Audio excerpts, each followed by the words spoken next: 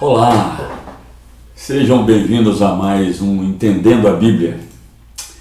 E hoje, dando continuidade ao capítulo 8, e se Deus quiser, fecharemos esse capítulo nessa aula, tá bom? Uma pequena recapitulação.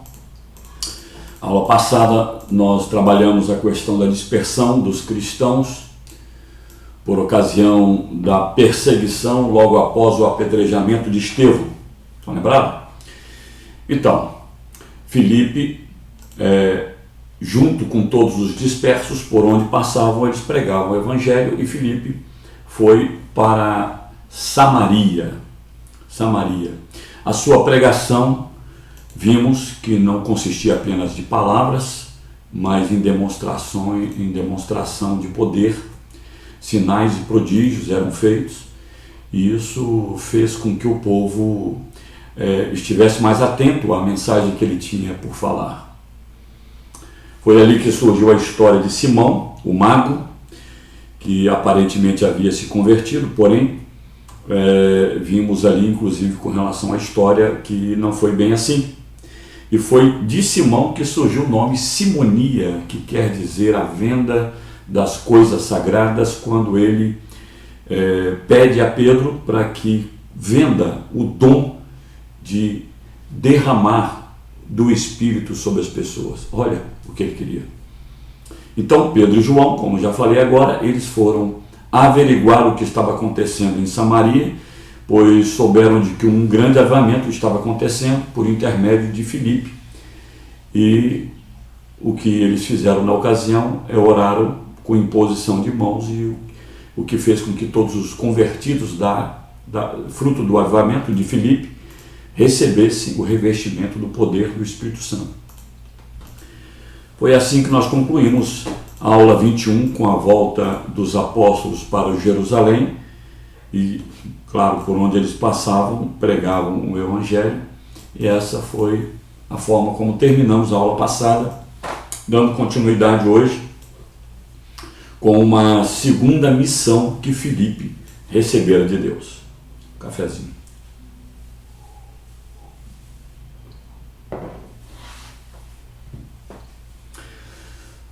Dando um ponto, segmento aqui, queridos, novamente Filipe aparece numa outra história, e essa história, claro, a mesma história de expansão missionária da igreja, porém, ela já não acontece na cidade de Samaria, quando houve um avivamento acontecido em massa, né? Várias pessoas se converteram a Cristo.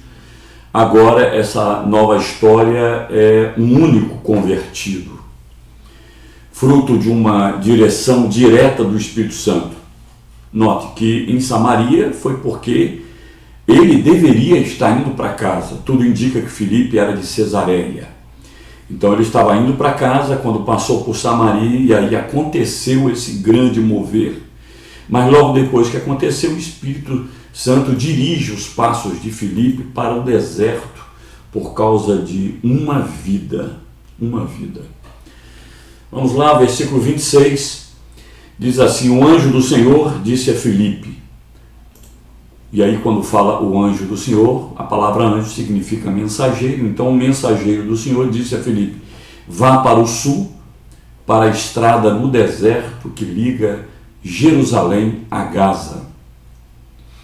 Eu vou estar pedindo a Carol para poder projetar um mapinha para poder você se guiar aí, ok? Então, olha só, eu não sei se você vai ter facilidade de achar, mas bem no meio desse mapa, é o mapa da Palestina nos dias de Jesus, você vai encontrar de azul um mar chamado Mar Morto. Toda vez que você olhar para a Palestina, Mar Morto é um mar que acaba direcionando toda a Palestina para você que não está acostumado, de repente, com esse mapinha, né? Então, o Mar Morto, se você olhar direitinho, desce um rio que chega justamente no Mar Morto. Ele sai do Mar da Galileia, lá em cima, se você olhar, tem uma espécie de um lago, e é um grande lago mesmo, chamado de Mar da Galileia, e desce por ali um rio chamado Rio Jordão, próximo dali, logo um pouquinho abaixo, um rio Jordão que deságua no Mar Morto. Esse eu diria que é o centro, né? É o centro do mapa da Palestina. Então, se você olhar para o seu lado esquerdo, você vai encontrar Jerusalém. Filipe estava em Jerusalém quando Estevão morreu e depois começou a perseguição. Ele sai de Jerusalém em direção ao norte, na verdade ao noroeste, porque o objetivo dele certamente seria chegar em Cesareia, uma cidade que está perto do mar Mediterrâneo, uma cidade litorânea. Então ele saiu de Jerusalém e foi para casa, em Cesareia, né? Depois eu digo porque eu entendo ser Cesareia a sua cidade.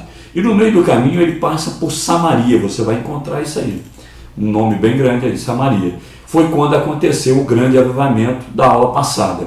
Agora o Espírito Santo diz para ele assim, tipo assim, Filipe, não é hora de ir para casa, camarada, você volta, você vai passar de novo por Jerusalém e vai pegar a estrada que vai para o sul, né? Jerusalém, Belém, Hebrom, e aí agora você vai em direção a Gaza, em direção àquela cidade que está lá perto do litoral. Essa estrada aí é deserta, é inóspita, dificilmente iria encontrar alguém nessa estrada, mas como era o Espírito Santo que estava dirigindo ele, certamente teria que encontrar alguém, e foi o que aconteceu.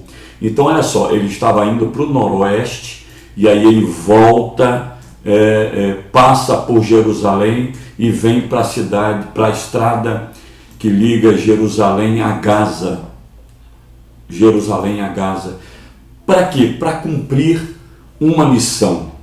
De Jerusalém a Gaza é uma distância, queridos, de aproximadamente 80 quilômetros. Como eu disse, essa estrada é uma estrada deserta, inóspita, totalmente aos olhos humanos, inapropriado para a realização de um trabalho de evangelização. Tipo assim, se alguém dissesse, vai para aquela cidade para você evangelizar, alguém diria assim, esse camarada está sem noção, não conhece a estrada, né? Mas Deus havia dado essa direção para Filipe. E aqui ainda, queridos, tem uma possibilidade de uma tradução apontar que era um período de meio-dia, ou seja, o sol estava causticante em pleno deserto. Então, possibilidade zero de encontrar uma viva alma sequer, né? Mas quando Deus manda, quem somos nós para questionar? Sim ou não? Então, ele sempre sabe o que faz. Filipe, sabendo disso, obedeceu. Filipe já estava pertinho de casa, você viu ali, Samaria para Cesareia não estava tão longe, mas teve que voltar numa caminhada enorme para obedecer à voz do Senhor. Essa é a grande lição da aula de hoje, a obediência de Filipe à voz do Espírito Santo. Versículo 27. Diz assim, Filipe partiu e encontrou no caminho um alto oficial etíope, o eunuco responsável pelos tesouros de Candace, rainha da Etiópia. Ele tinha ido a Jerusalém para participar da adoração e estava no caminho de volta, sentado em sua carruagem, lia em voz alta o livro do profeta Isaías. Bom, queridos, aqui a gente encontra já no primeiro versículo que ele partiu numa obediência imediata. Aliás, eu gostaria de parar um pouquinho aqui para poder destacar uma obediência a uma ordem. Ela precisa ser imediata, completa e alegre. Vou repetir. Uma obediência, para ela ser uma obediência, de fato, ela precisa ser imediata. Então já viu quando as pessoas falam assim, deixa para depois, daqui a pouco eu vou. Queridos, isso não é uma obediência. A pessoa vai, claro, vai cumprir com o que fez, mas uma obediência precisa ser imediata, como foi a de Filipe. Ela precisa ser completa. Você já viu aquelas pessoas que às vezes faz pela metade, obedece pela metade? Obediência pela metade ou em parte na verdade é desobediência, porque uma obediência precisa ser imediata e precisa ser completa. E por último, ela precisa ser alegre, né? Quando um filho, tá bom, vou obedecer e tal, na verdade obedece, mas não é submisso. A diferença da obediência para a submissão é que a obediência é apenas um gesto externo, mas lá dentro ele não gostaria de estar fazendo o que está fazendo. Obediência, para ser obediência, ela precisa ser completa. Então, ela precisa ser alegre, ela precisa ser seguida de submissão. Interiormente, você vai fazer com que você queira fazer aquele momento, porque você sabe que você estará agradando àquele que lhe fez o pedido ou deu a ordem. Então, era uma pessoa só que ele encontraria nessa estrada. E sabe quem é? Um eunuco. Mas, queridos, antes de falar sobre o que é o eunuco, valeu a pena ele ter saído lá de Samaria e voltado todo o caminho até Jerusalém e encontrado com ele no caminho que liga a Gaza. Sabe por quê? Porque uma vida vale todo o investimento do mundo. É aquela frase que nós estamos acostumados a falar: uma vida vale mais do que o mundo inteiro. Então foi o que Filipe fez. Uma outra lição que podemos extrair desse texto é que para ganhar alguém para Cristo é preciso ir lá fora onde os pecadores estão. São ações feitas fora do templo, nas ruas, no trabalho, nas faculdades, enfim, onde estiverem. É como o pescador que não espera o peixe vir até ele, mas ele vai ao encontro aonde estão os peixes. Existem aqueles peixes que a gente gosta tanto, que são os peixes maiores, né, nobres, que só se encontra em alto mar. O pescador, para trazê-lo para você comprar no mercado, ele precisa ir lá, ao encontro do peixe, no alto mar. É um tipo de peixe que não se pesca de varinha ali na beira da praia. Não, é preciso ir lá. E olha que aqui fala que esse homem, o eunuco, ele era uma autoridade. Ele era considerado tipo hoje o ministro da economia, né? Um homem importante. E Candace, quando aparece aí a palavra Candace, era o título atribuído à rainha-mãe da Etiópia, que no caso, na época, recebia um outro nome. Hoje nós conhecemos por Etiópia, mas na época era conhecido por Núbia. E você pode reparar que ele está descendo para a esquerda, mais próximo do litoral. Ele vai chegar pertinho do delta do Nilo, é onde fica hoje o Sudão.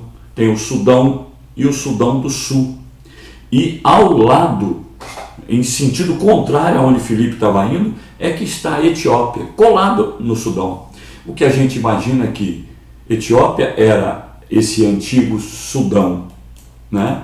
Região. Agora é possível que alguns migraram para a outra região onde hoje recebe o nome de Etiópia, porque são vizinhos de fronteira, né?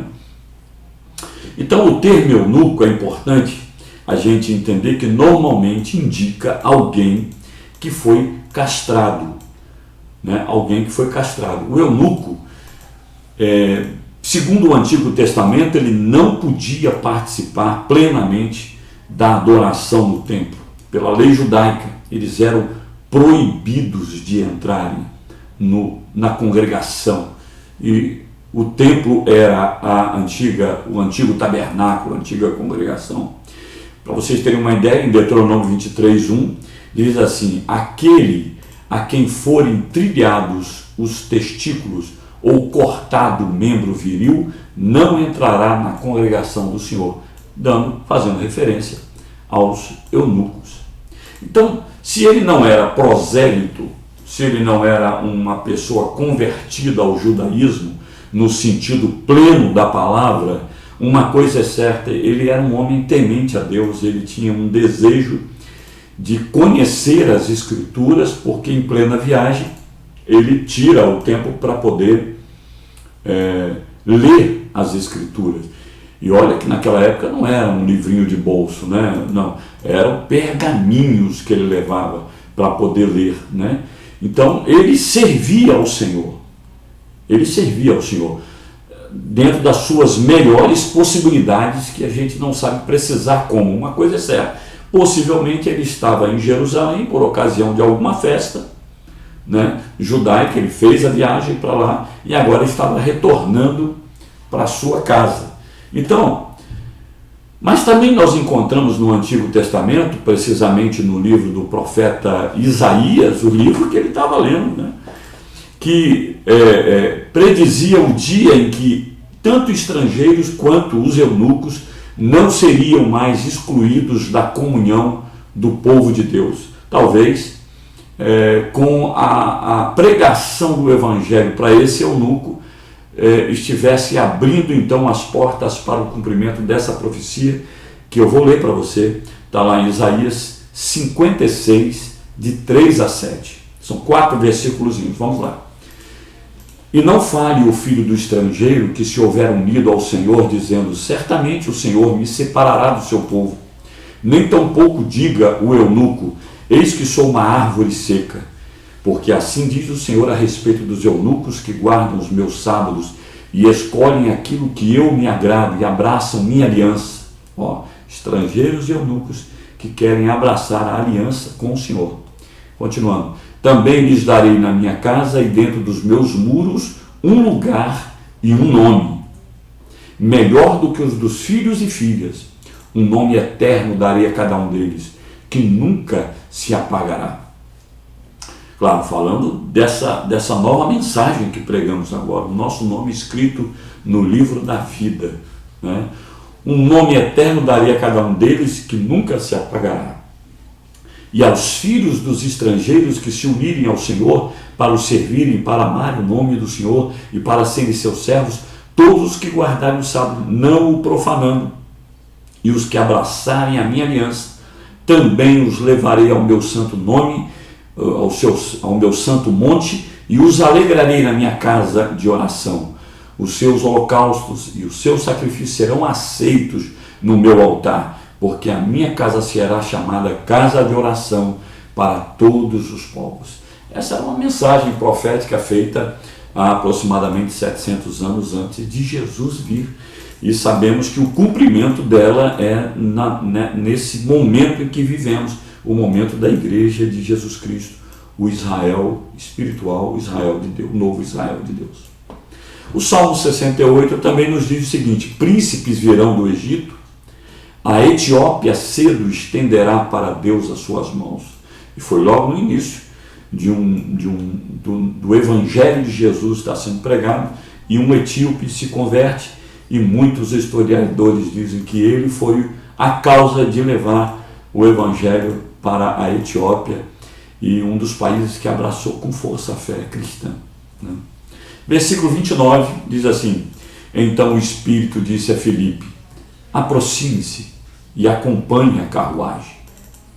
Filipe correu até a carruagem, ouvindo que o Senhor lia o profeta Isaías, perguntou-lhe: o Senhor compreende o que lê?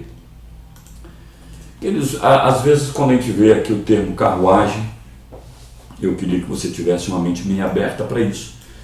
Às vezes lembramos da carruagem, as carruagens do século, sei lá, 17 agora, né, por ocasião do Império, aqui de Portugal. Não, nós estamos falando de uma época do início da era cristã, irmãos. Início da era cristã. Então, podemos pensar aqui que essa carruagem talvez fosse um pouquinho mais confortável do que um carro de boi. Vamos pensar que ele estava viajando, não era com um carro de altíssima velocidade, um garanhão puxando a sua bica. Não, vamos pensar num carro ou numa carruagem, tipo um carro de boi, lento pela estrada, né? Bem lento, a ponto de dizer: Filipe correu até onde estava a carruagem. e ouviu que o homem lia o profeta Isaías. Queridos, era costume na época as leituras, essa leitura de voz baixa é uma coisa nossa agora. Era muito comum a leitura ser feita em voz alta, até para si mesmo, mesmo estando sozinho. É muito natural, né? Assim como muitos de nós só conseguimos ler em voz alta, porque ao mesmo tempo que você está lendo, vendo a letra, falando as palavras, você vai estar ouvindo as palavras. Então, muitos acham muito mais fácil de ter compreensão na leitura fazendo isso. Então, tudo indica que ele estava lendo ou em voz alta, ou ele, ou alguém lendo para ele, uma vez que ele não era uma pessoa qualquer, era um homem de autoridade, né? Era um homem importante na sua cidade. Então, queridos, uma coisa que eu quero destacar nesse texto é que o Espírito Santo disse a Filipe, deu a orientação a Filipe, em detalhes como Filipe deveria fazer. O que eu quero destacar é que é preciso ter sensibilidade ao toque do Espírito Santo, porque o Espírito Santo não nos força a nada. Não nos força a nada. Deus nos fez livre. Ele diz o que nós devemos fazer e a obediência, que deve ser imediata, completa e alegre, é da nossa parte para com o comando de Deus.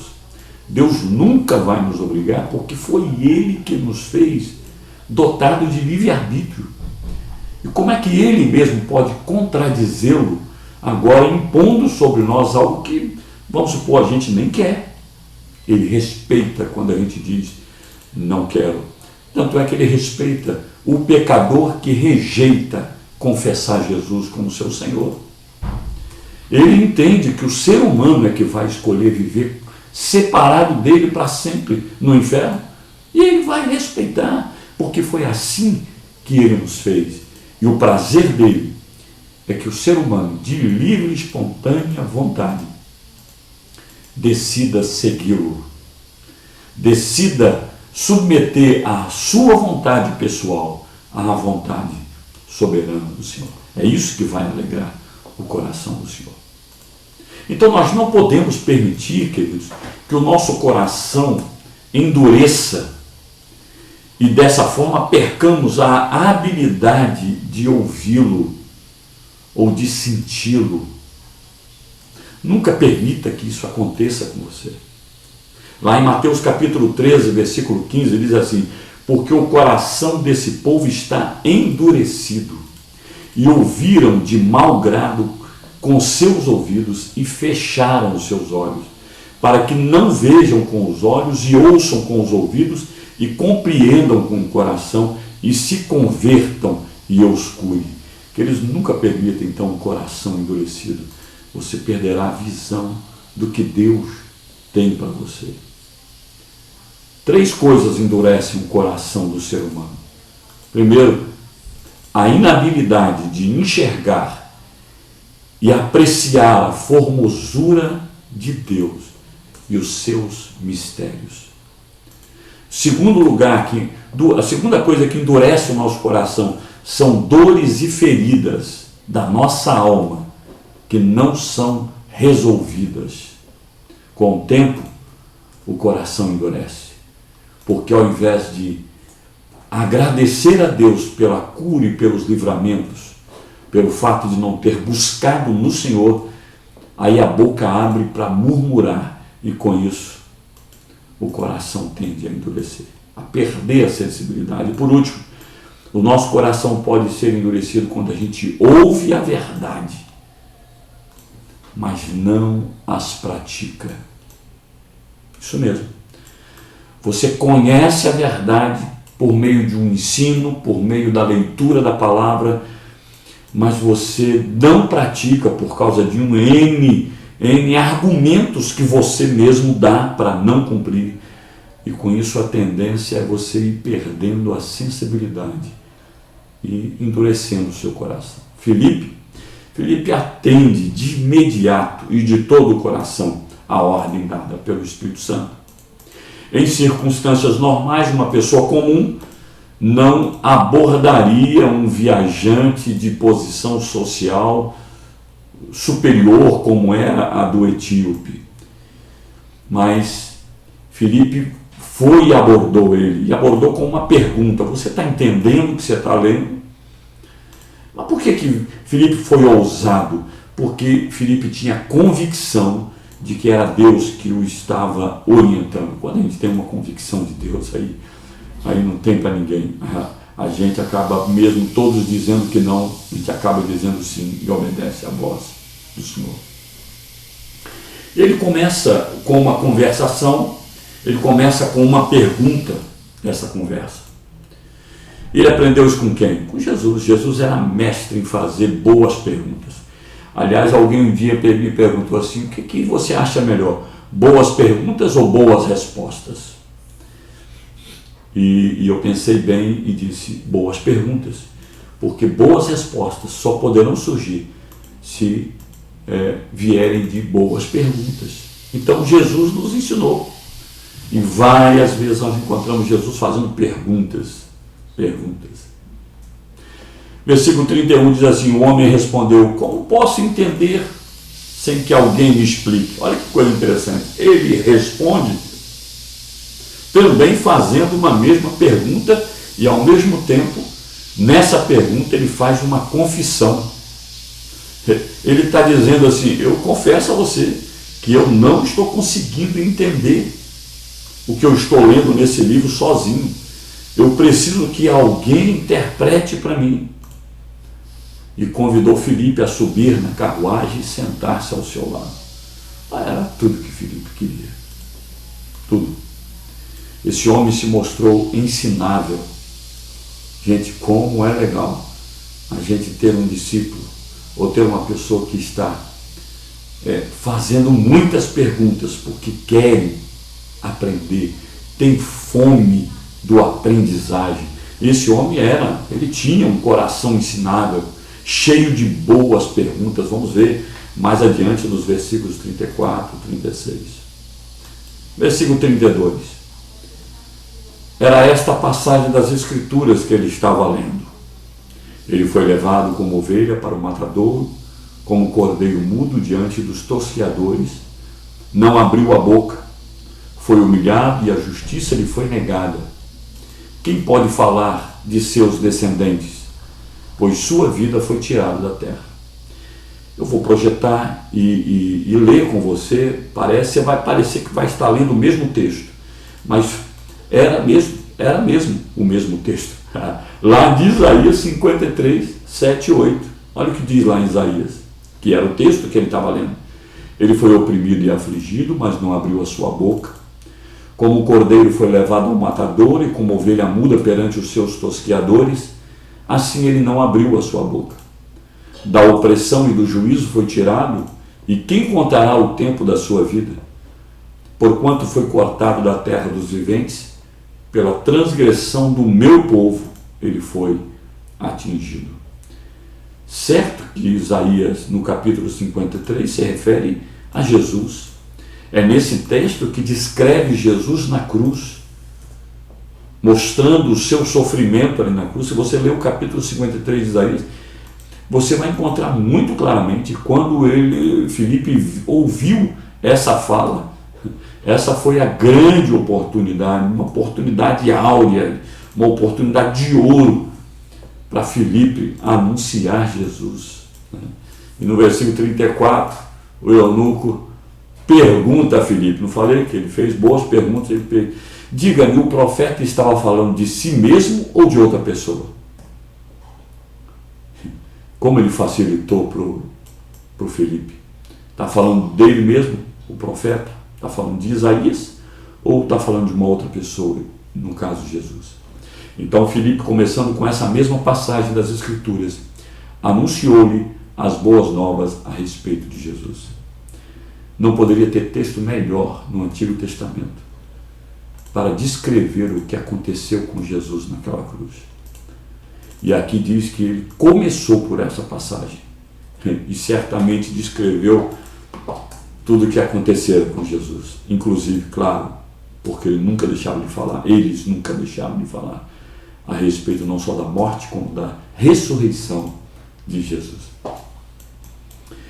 Filipe talvez aqui tenha identificado o servo sofredor como o Messias davídico de Isaías 11, ou identificou o Filho do Homem de Daniel 7:13. Uma coisa é certa, ele anunciou o caminho da salvação por meio de Jesus. A boa notícia, as boas novas, o Evangelho de Jesus. Então ele primeiro pergunta se o profeta descrevia sua própria experiência ou de outra pessoa.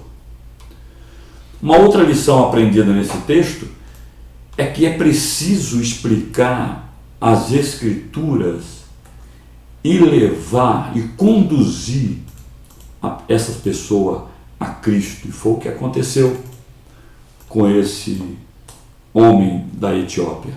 A palavra de Deus precisa ser lida, ela precisa ser explanada, explicada, mas não fica por aí. Ela precisa ser aplicada, colocada em prática. Versículo 36 diz assim, prosseguindo: chegaram ao lugar onde havia água. Então o eunuco disse: veja, aqui tem água, o que me impede de ser batizado? Aqui certamente Filipe já tinha falado a respeito de Jesus e desafiado ele a tomar uma posição. Ou, a exemplo daqueles judeus lá no capítulo 2, por ocasião do Pentecostes, quando eles mesmos disseram: e agora, irmãos, o que faremos nós? Talvez ele tenha feito essa pergunta e Filipe tenha dito que ele deveria ser batizado. E aí foi nessa região que ele diz: o que me impede de ser batizado agora, uma vez que aqui tem água? Nessa estrada havia alguns locais que tinha água. Havia várias possibilidades. Por exemplo, muitos comentaristas chegam a afirmar que esse local do batismo se tratava do ribeiro no vale de Elá, o mesmo que Davi atravessou para enfrentar o Golias. Está lá em 1 Samuel, capítulo 17, versículo 40. Mas, na verdade, a história narra que naquela região, naquela época, havia muitos açudes em pontos, em pontos estratégicos daquela estrada, que ia para Gaza, como lemos anteriormente. E outra coisa é que toda pessoa que confessa a Cristo como Senhor, o primeiro passo que devemos fazer é exatamente isso: batizá-los, recebê-los como membros da família de Cristo, por meio do batismo. O batismo feito em nome de Jesus. É isso mesmo. O batismo em nome de Jesus é o que é batizado em nome do Pai, do Filho e do Espírito Santo. É o mesmo batismo. Até para fazer diferença, quando fala batismo de Jesus, é para fazer diferença do batismo de João Batista, do batismo dos essênios, das seitas judaicas. Versículo 37. Filipe disse: nada o impede, se você crê de todo o coração. Aqui a única condição que é destacada para o batismo é se a pessoa crê de todo o coração. O eunuco respondeu: creio que Jesus Cristo é o Filho de Deus, e isso basta. Se você crê de todo o coração, ele mostra essa única condição, ou essa única necessidade que você precisa preencher para ser recebido na família por meio do batismo. Isso está claro lá em Romanos capítulo 10, quando diz: se com a tua boca confessares ao Senhor Jesus Cristo e em teu coração creres que Deus o ressuscitou dentre os mortos, serás salvo, visto que com o coração se crê para a justiça e com a boca se faz confissão para a salvação. Versículo 38, então mandou parar a carruagem. Os dois desceram até a água e Filipe o batizou. Não há menção se o batismo foi por imersão, que é, imersão é a mesma coisa que mergulho, embora a palavra batismo no grego vem do termo baptizo, que quer dizer mergulhar.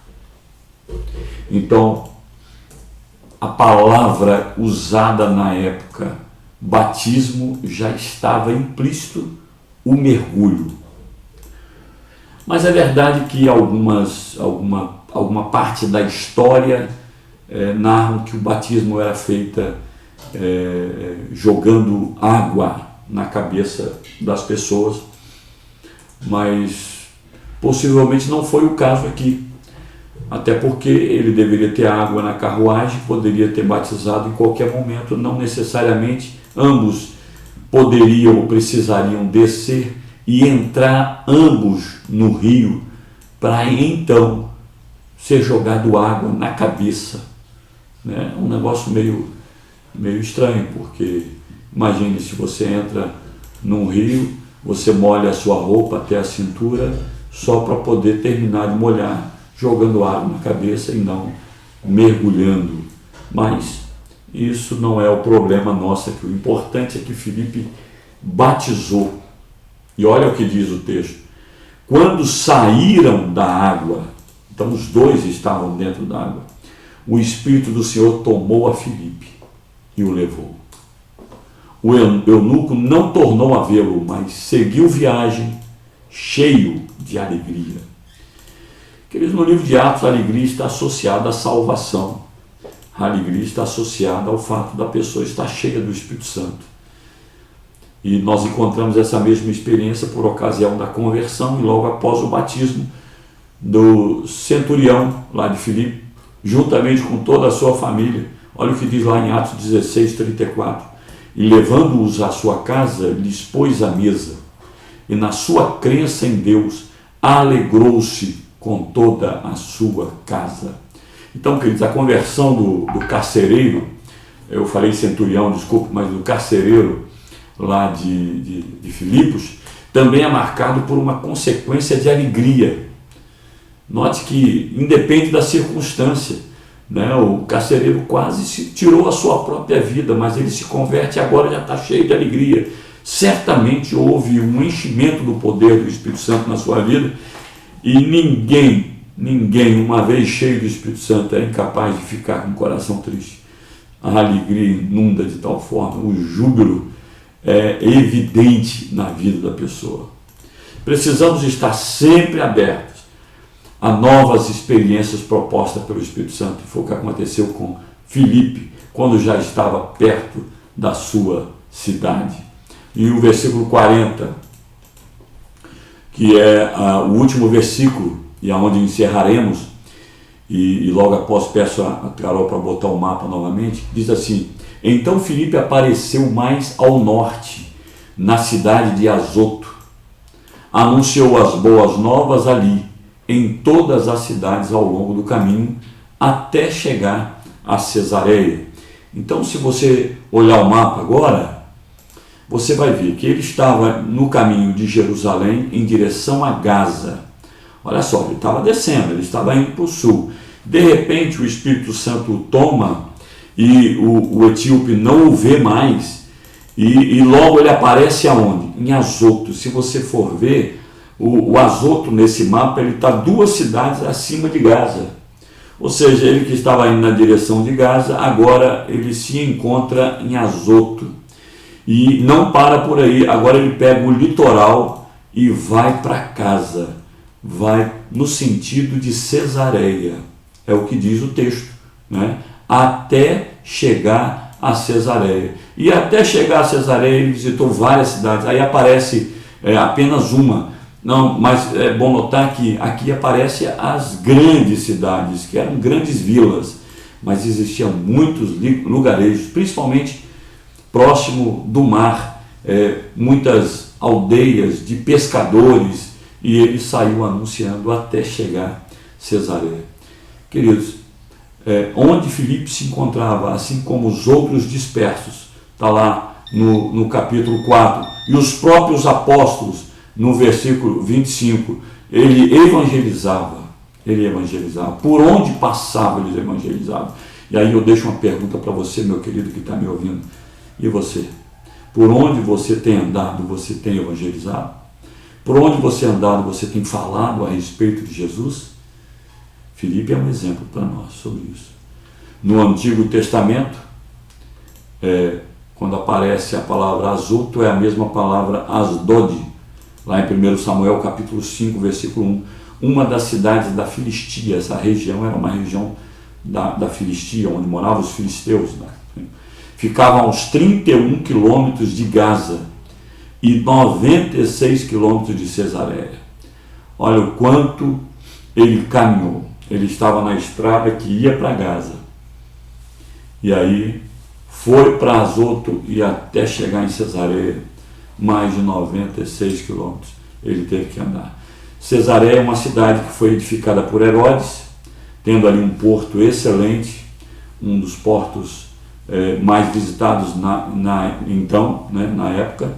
Servia de quartel-general essa cidade, em Cesareia, dos procuradores romanos. Todas as vezes que iam para a Palestina, era lá onde eles desembarcavam e ficavam ali até fazer a viagem no percurso da Palestina, uma vez que a Palestina era domínio dos romanos na época. Então, o relato nessa altura deixa Filipe em Cesareia. Termina assim, quando reaparece Filipe novamente, sabe quando? 20 anos depois. E aonde que ele estava? Na mesma cidade, em Cesareia. Por isso, chegamos à conclusão de que ele foi para casa. E desde essa época até 20 anos depois, ele ainda estava na sua cidade. Fato que faz com que a gente deduza isso, né? E isso, como é que eu sei disso? Em Atos capítulo 21, versículo 8, que diz assim: no dia seguinte, partindo dali Paulo, e nós que com ele estávamos, chegamos a Cesareia, e entrando em casa de Filipe, o evangelista, o evangelista, que era um dos 7 diáconos, ficamos ali com ele. Então, esse tempo todo, ele voltou para casa e lá ficou. Não sabemos mais se ele fez algum grande trabalho, ou em Cesareia, ou na região, mas uma coisa é certa, no Atos capítulo 21, ele volta a aparecer o seu nome. Queridos, assim concluímos a aula de hoje. Eu quero destacar 2 coisas.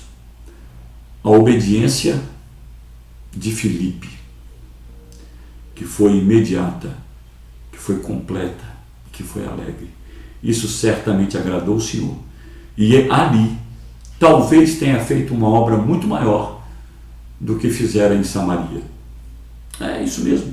Ainda que ele ganhasse Samaria inteira, quantas pessoas esse etíope, até hoje, a sua mensagem na Etiópia, ou por que não descendo para a África, não sei, mas por causa de uma pessoa, de repente, a gente acaba ganhando muitas vidas para Jesus, fruto da obediência. E uma segunda lição, ele só obedeceu porque ele foi sensível à voz do Espírito Santo. Seja uma pessoa que busca intimidade com Deus, que tenha um TSD diário, para que você tenha condição de discernir quando o Espírito Santo quer te usar e quando ele mandar, você esteja pronto a obedecê-lo. Amém, querido?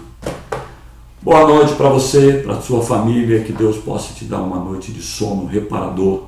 Beijo no seu coração, Deus abençoe, em nome de Jesus. E até quinta-feira próxima, se Deus quiser. Tchau, tchau.